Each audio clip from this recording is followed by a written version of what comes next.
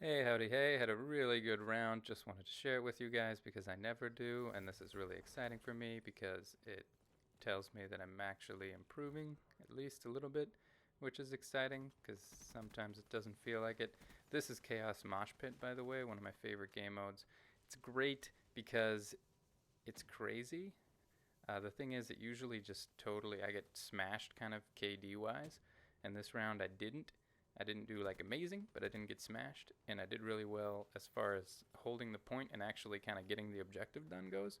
But anyway, I won't spoil it, but it was a really good round for me. I had some major mistakes and blunders, like that one right there. One of the ways that I try to get better is by watching these things and figuring out what I did wrong.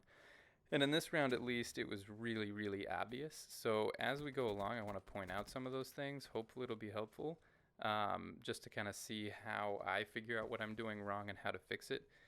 If I kind of point it out over the play. So the main thing to worry about in Nuketown Hardpoint is spawns because they're crazy. They force people behind you all the time, and it gets wild. So one of the biggest things I've been working on is awareness.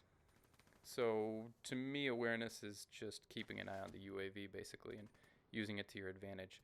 And I'm going to point out a couple of places where I really didn't. Right there, I just had horrible, horrible aim. A couple of places where I didn't, and I paid for it, including some major blunders, like where I directly called in the UAV. There were a whole bunch of red dots behind me, and I didn't turn around. So just in general, things you want to look out for. Now, what I figured out here, and I didn't realize this at the beginning of this round, and I have done this game mode a couple of times, is that this staircase is kind of the key to holding these points in Nuketown when you're playing on hardpoint at least. Because despite the fact that you can't actually hold the point from the staircase, um, it's I would argue it's the most, again, failed looking at the UAV. I would argue it's the most probably the safest place to be. You only have people in that direct doorway, like I just died a moment ago, and people coming in this bottom doorway. When you're down here, you have at least 3 places people can come in, no matter what corner you sit in, and you're not really that safe. All of the doorways are pretty large. Don't know what happened there either. But anyway, staircases are awesome. Now, you don't earn as many points sitting on the staircase because you're not defending the actual hard point. You do have to go down and up. If nobody's down there, you kind of have to go down and hold it. But as far as actually keeping enemies off the point, the staircases are great. The other great thing about staircases is you can get in them from the window, and entering from the top of the building when you're trying to break into a hard point that's being held is also great because entering any of those bottom doorways is basically suicide. Not that I didn't do it many times, but I did kind of discover that entering through the windows, holding the staircase is a great way to clear the hard point. If you can hold the staircase, your teammates are going to do the suicidal stuff downstairs, and you can typically kind of take over the point.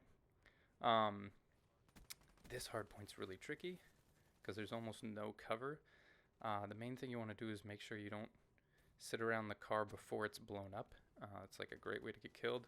And the other thing you want to make sure you don't do is sit around when somebody's got gravity spikes, which people love to use on that hard point a lot. So you kind of want to stay on the outskirts and run if you see somebody about to make a huge leap. So I ran with the Weevil this round. I'm really liking it, especially. I mean, it only works on smaller maps, but for Chaos Mosh Pit, it's great. You get a lot of ammo before you kind of run out, and it's great at short range, not great at long range. I did just get the long barrel for it, which I'm using here, and I think that's part of the reason that I did really well. Um, One of the main issues I have with the Weevil is trying to shoot people that are too far away and just not getting the damage I need and them kind of winning the gunfight a lot. And here that didn't happen as much. And I think it's in part due to the long barrel, which I really liked. I also never get kill streaks, and I got kill streaks, and that was great. So here you'll see I call in that UAV, and you can see that red dot coming down the alley behind and this one in front of me. And I turn to this guy and pay no attention to the guy behind me, hoping that these wraps will kind of defend their spawn. And at this point, we were just kind of smashing in general. I'm playing this in theater, or I would pop up the score. I do have the score results at the end.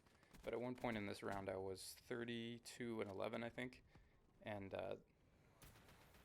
I won't spoil it, but at the end, I kind of had to make a bit of a comeback for various reasons.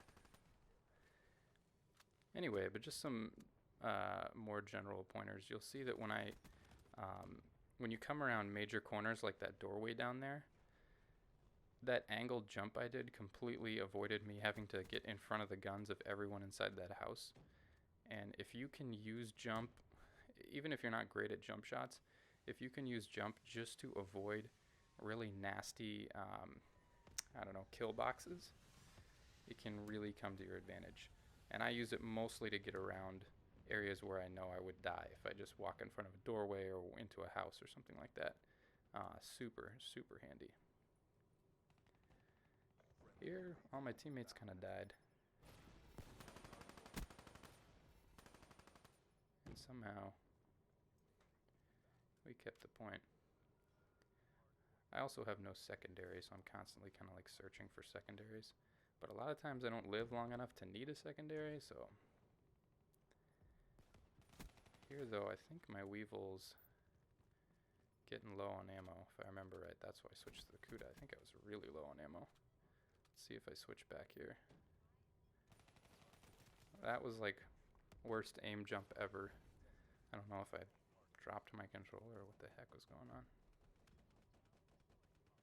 But like this intersection, jumping around these corners is really, really helpful. Like I just did there to avoid that doorway, getting in front of it. My aim kind of failed me there. But you don't have to be jump crazy. It's just nice, again, you see me kind of jumping out of habit in the areas where it's easy to die. Again, I avoided that doorway there.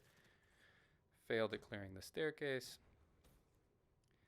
That jump right there, I thought that it had spawned me at the house where the capture point was, and I was going to take the staircase again. Then I realized I wasn't actually there. Again, people love to clear that point with the gravity spikes. Now here's where things get interesting, because we had a huge lead, and you can see we're, we were at 200 and something when they were at, 40, and they're starting to make a pretty big comeback. I don't know if they just really wanted to or what happened, but we were playing pretty much an entire clan. I believe there was 1 or 2 people that weren't on this 935 clan. And here I'm hiding. Vision pulse is great. I was hoping that wall would save me, and I didn't realize how fragile it was. And it doesn't help that when you have like incredibly low health, like when you're right on the verge of dying, it's generally a good idea not to use concealment. And when I say concealment, I mean things that aren't cover. They hide you, but they don't actually protect you from bullets. So that was just a bad decision. There we actually got the guy before he used his gravity spikes, which is always nice. Always shoot them anyway. Don't try and run away. You won't get away. There I'm getting sniped from the right side down the road.